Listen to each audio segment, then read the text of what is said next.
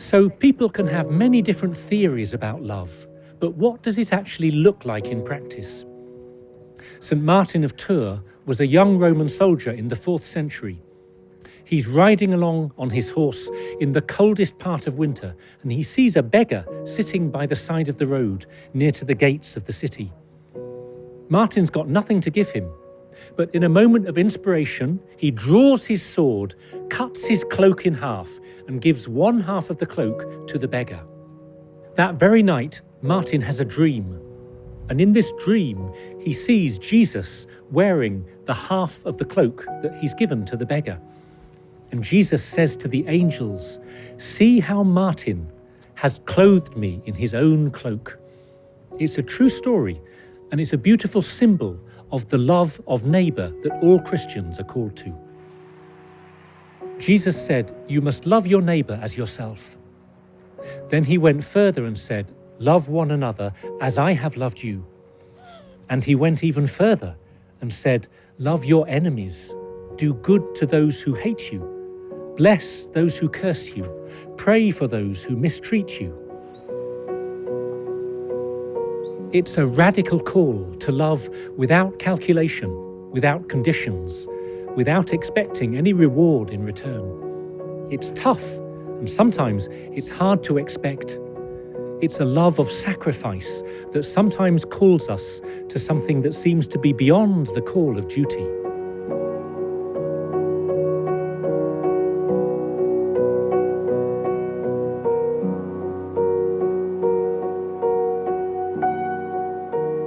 But it doesn't mean that we have to become everyone's doormat.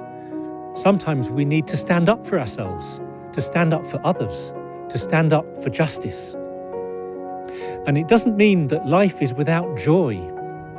So many of the encounters that Jesus has with others are full of joy. There's this lovely phrase, life grows when it's given away. And in fact, we often experience that the more we give, the more we receive. Mother Teresa was a nun in India, teaching in a girls' school, doing great work.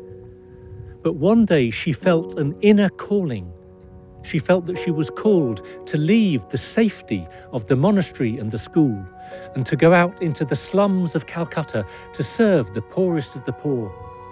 She wanted to be with those who had nothing, to share their lives, and to bring the light of Christ into the darkness of the slums of Calcutta. She brought the sick and the dying into her homes and cared for them. She educated the abandoned children she met and gave them food and hope. She gathered nuns, sisters around her so they could share in this work in some of the poorest places in the world. Mother Teresa went beyond the walls of her settled life to seek out her neighbour in the poorest of the poor. She is such a beautiful example of Christian love and selfless joy. We may not follow exactly the same path that she trod, but we can seek to love others as she did and to give our lives in the service of others, in the ordinary circumstances of our own situation. She was simply following the example of Jesus himself. At the Last Supper, he took off his outer garments and went down to wash the feet of his disciples. It's a symbol of humble service as the Son of God goes on his knees before us. But it's also done with great tenderness and compassion. He is a friend amongst friends, a brother amongst brothers.